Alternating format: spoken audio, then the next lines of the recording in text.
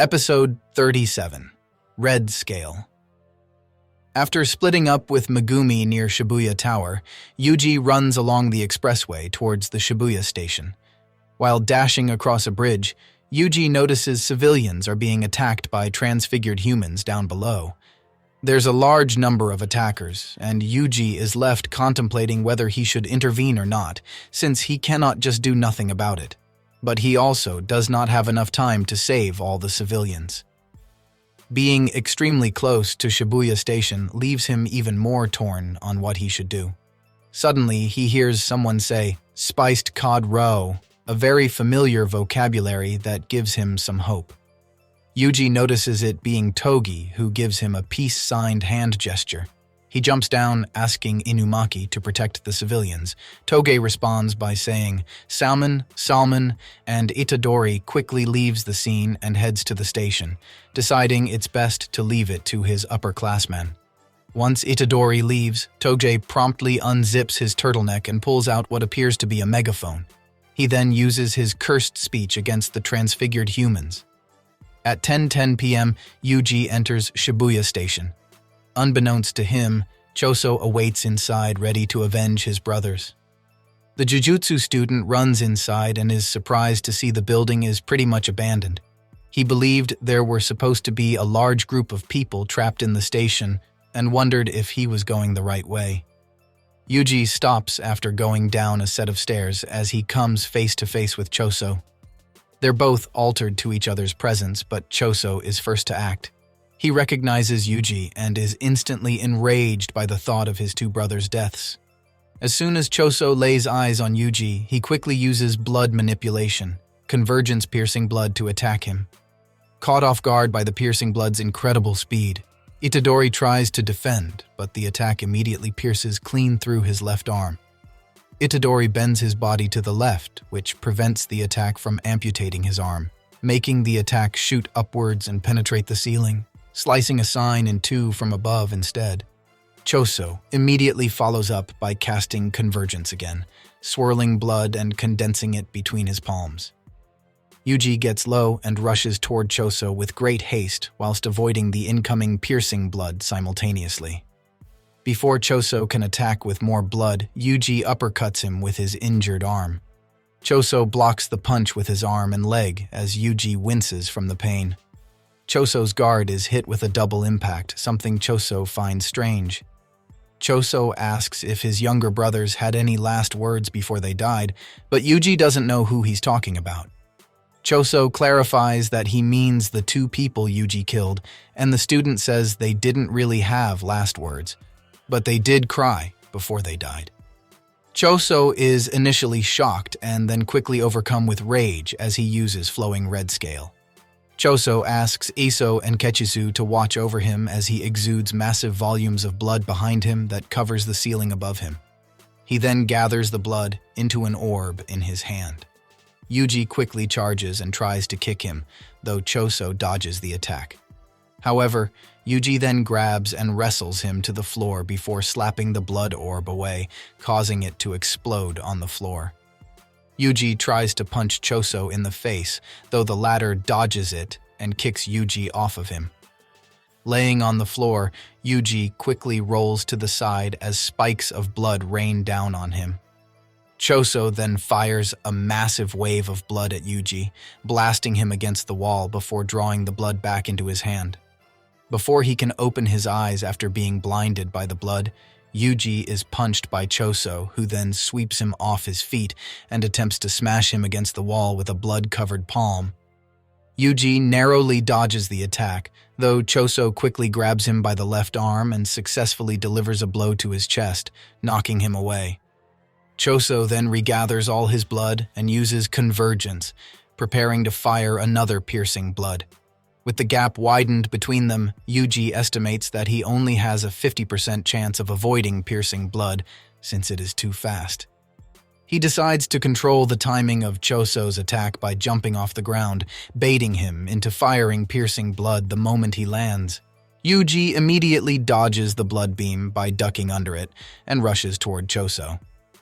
Choso bends the beam to try and hit Yuji, though the latter avoids it again since piercing blood isn't as fast after the initial shot, and quickly closes the distance, launching a punch at Choso. Unbeknownst to him, there are 3 floating orbs of condensed blood behind him. Choso activates Supernova, detonating the orbs of blood, which shoot out blood in every direction like a buckshot, severely injuring Yuji's back. The Death painting follows up by using Blued Edge to stab Yuji's feet with a dagger made of blued. Enduring the pain, Yuji uses his stabbed foot and kicks Choso away. However, Choso quickly recovers and uses Convergence and Piercing Blood again to try and finish Yuji off. Yuji is launched away by the attack but survives, and Choso admits he was too hasty. The blood wasn't condensed enough and didn't fully pierce Yuji's gut. Still heavily injured, Yuji recognizes that Choso is too strong for him. As Choso transforms the floating blued orbs around him into rings, Mechamaru suddenly starts speaking again through the communication device. Surprising the injured student with his voice, Mechamaru asks Yuji about the situation. Yuji replies with his own question, asking where Mechamaru has been this whole time. Mechamaru claims he is saving energy because there is something he still needs to do. Mechamaru recognizes the death painting and tells Yuji that Choso is using blood manipulation, the same cursed technique as Noritoshi Kamo. Choso launches a ring of blood at Yuji, who dodges it and takes cover. Mechamaru further explains that he doesn't know blood manipulation's weakness. The inherited technique is prized within the Kamo family for its overall balance in combat. Yuji doesn't find this info helpful as he narrowly dodges another slicing exorcism. Mechamaru advises him to retreat to the bathroom, revealing that he has an idea. However, his plan only has 10% chance of success, but it is better than dying gradually out in the open. As Choso destroys his cover with piercing blood, Yuji darts across the hallway and towards the bathroom. Choso attempts to stop him by destroying the ceiling above and floor below him, but Yuji nevertheless makes it towards the bathroom. The death painting finds the action foolish, as there is only a bathroom and an elevator in the hallway Yuji ran into. As he walks after Yuji, Choso hears noises coming from the area and remembers that Yuji defeated his brothers, so he's no fool. Though he intends to be cautious, Mechamaru's voice calls out to Choso, taunting him by calling him a coward, just like his brothers. This angers Choso, who runs into the bathroom where he finds Mechamaru's communication device attached to the opposite wall amidst a bathroom with its sprinklers and faucets destroyed to continuously spray water. Mechamaru says the 3 death painting brothers are full of love, fool each other, and so easy to manipulate. Using piercing blood, Choso destroys the puppet, and Yuji suddenly appears behind Choso and attacks.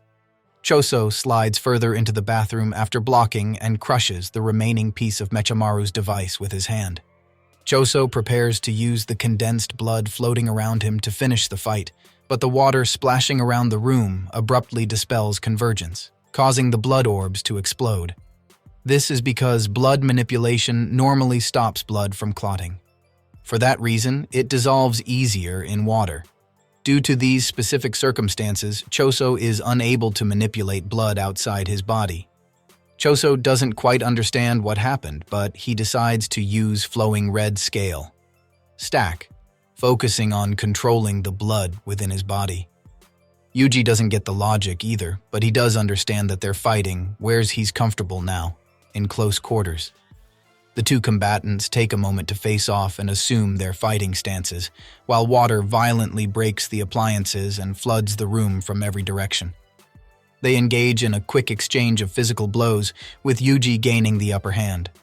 However, just as Yuji gets the advantage, Choso compresses the blood in his hand to the limit and reinforces it with cursed energy in order to fire a blood meteorite straight into Yuji's liver. Yuji is taken off guard because he thought Choso was out of projectiles thanks to Mechamaru's water trick. Yuji immediately recognizes he's been hit in a vital organ and considers the thought of losing and dying. However, he stomps on the ground and regains his focus. Yuji converts his fear into cursed energy and clears his mind of all distractions. Yuji knows his role. He must do his best to help save Gojo-sensei, even if it costs him his life. He doesn't have to be the one to save him, and Yuji is ready to die if that's what it takes to bring down Choso. At the same time, Choso laments about much damage he's taken. Yuji has only landed 3 significant strikes, yet Choso is moderately injured. He knows using another surprise attack with Blood Meteorite won't work. Generally, blood manipulation isn't used to harden blood. Blood Edge creates a blade by rotating the user's blood into a cutting shape. Choso hides a tooth in his right fist and hardens his entire fist and much of his forearm using the blood inside his body. He's at risk of spontaneously developing thrombosis, but Choso determines that Yuji is a more severe threat. Yuji and Choso exchange blows once again, during which Choso uses the hidden tooth as a feint against Yuji and lands a solid punch to his face. The two continue their attacks, with Choso using his technique to temporarily create bladed weapons, such as a dagger or claws attached to his fist to attack Yuji, and dispelling them when Yuji blocks them to blind him. On the other hand, Yuji lands a few powerful kicks that decently damage Choso. Eventually, Yuji locks his legs around his opponent's head and throws him with a flying scissor legs takedown. While Choso is staggered, Yuji closes the distance and punches with his right hand as a decoy. He believes Choso thinks his left arm is useless after suffering a direct hit from the first piercing blood and uses it to land a hard left blow to Choso's body. However, something doesn't feel right to Yuji, and Choso abruptly cracks his collarbone with a violent hammer fist to the right shoulder. This leaves a giant dent where Yuji's shoulder should be, leaving him vulnerable to Choso's next attack. The death painting finishes the fight with a crushing blow to Yuji's stomach that sends him flying across the room and crashing into the wall. Choso lifts his robe and reveals that he protected the part of his body. Yuji attacked with hardened blood. Yuji falls unconscious but is still barely breathing. Choso prepares to finish him off and tells the Jujutsu sorcerer to ask for his brother's forgiveness on the other side. Sukuna watches from his innate domain, disappointed with Yuji's performance. He calls the Jujutsu student worthless and can't believe he lost to such an inferior opponent. However, it turns out that Choso punched the wall next to Yuji instead. The wall crumbles and Yuji falls to the floor as Choso stumbles out of the bathroom, abruptly stricken with a headache. A memory of a past event that never happened appears inside Choso's mind. He recalls eating peacefully at a picnic table with all his brothers, somehow also including Yuji. They were both eating with Iso and Kichizu, as well as the other 6 brothers still sealed in constraints as cursed womb, death paintings. Yuji even fed him some spaghetti and called Choso Big Bro.